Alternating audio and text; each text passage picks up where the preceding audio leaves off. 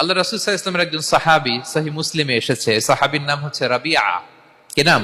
ওনার নাম হচ্ছে রাবিআ ইবনু কাব আল আসলামি রাদিয়াল্লাহু তাআলা আনহু।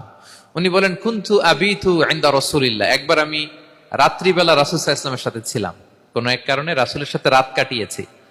তো রাসূল সাল্লাল্লাহু আলাইহি ওয়াসাল্লাম যেহেতু তাহাজ্জুদের সালাত পড়েন, তো তিনি বলেন, আমি মাঝরাতে উঠে একটা গামলা দিয়ে, পাত্র দিয়ে অজুর পানি নিয়ে আসছি বিশ্বনবীর জন্য, এনে দিলাম।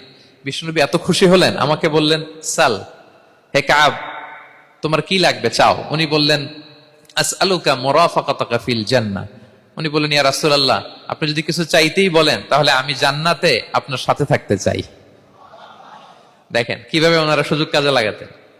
অজুর পানি নিয়ে আসছে, বিষ্ণুবী খুশি হয়ে গেলেন, বলেন, তুমি কি চাও?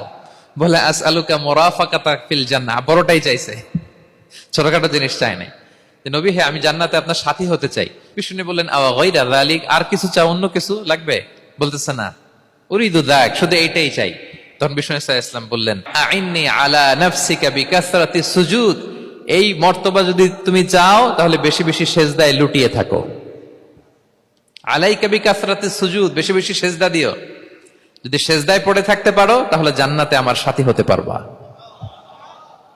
আল্লাহু আকবার।